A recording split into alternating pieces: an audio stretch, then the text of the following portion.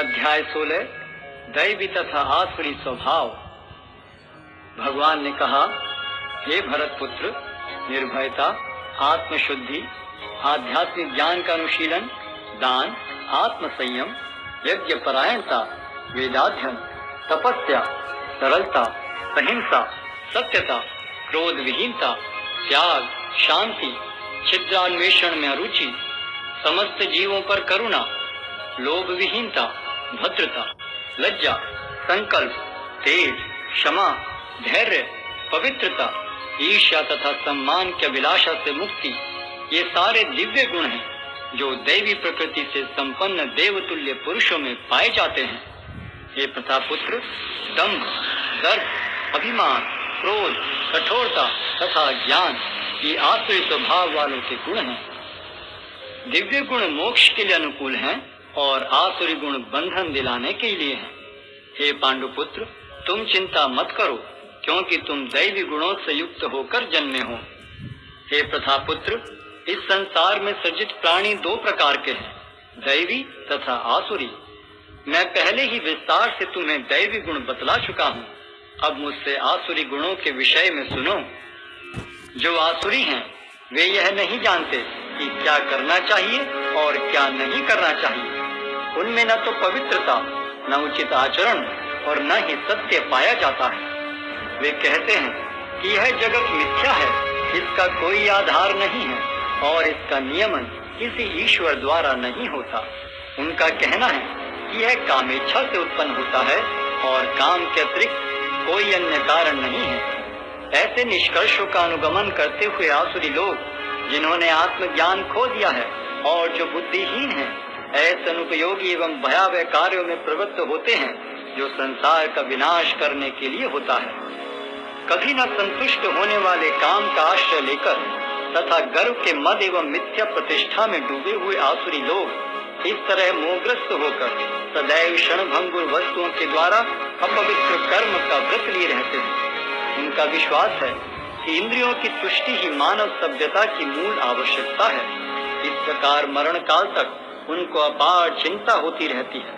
वे लाखों इच्छाओं के जाल में बंधकर तथा काम और क्रोध में लीन होकर इंद्रिय तृप्ति के लिए अवैध ढंग से धन संग्रह करते हैं। आसुरी व्यक्ति सोचता है, आज मेरे पास इतना धन है और अपनी योजनाओं से मैं और अधिक धन कमाऊंगा। इस समय मेरे पास इतना है, किंतु भविष्य में यह बढ़कर और अधिक हो जाएगा। वह मेरा शत्रु है और मैंने उसे मार दिया है और मेरे अन्य शत्रु भी मार दिए जाएंगे। मैं सभी वस्तुओं का स्वामी हूँ, मैं भोक्ता हूँ, मैं सिद्ध, शक्तिमान तथा सुखी हूँ। मैं सबसे धनी व्यक्ति हूँ और मेरे आसपास मेरे कुलीन संबंधी हैं। कोई अन्य मेरे समान शक्तिमान तथा सुखी नहीं है। मैं यज्ञ करूँगा, दान दूंगा और इस तरह आनंद मनाऊंगा। इस प्रकार ऐसे व्यक्ति अज्ञानवश मोहग्रस्त होते रहते हैं। इस प्रकार अनेक चिंताओं से उद्विग्न होकर तथा मोहजाल में बंधकर वे इंद्रिय भोग में अत्यधिक आसक्त हो जाते हैं और नरक में गिरते हैं। अपने को श्रेष्ठ मानने वाले तथा सदैव घमंड करने वाले, संपत्ति तथा मिथ्या प्रतिष्ठा से मोहग्रस्त लोग किसी विधि विधान का पालन न करते हुए कभी कभी नाम मात्र के लिए बड़े ही गर्व के साथ यज्ञ करते हैं।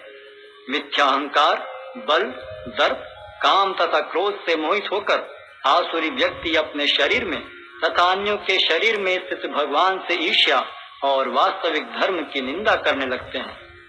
जो लोग ईर्ष्यालु तथा क्रूर हैं और नराधम हैं, उन्हें मैं निरंतर विभिन्न आसुरी योनियों में भव सागर में डालता रहता हूँ।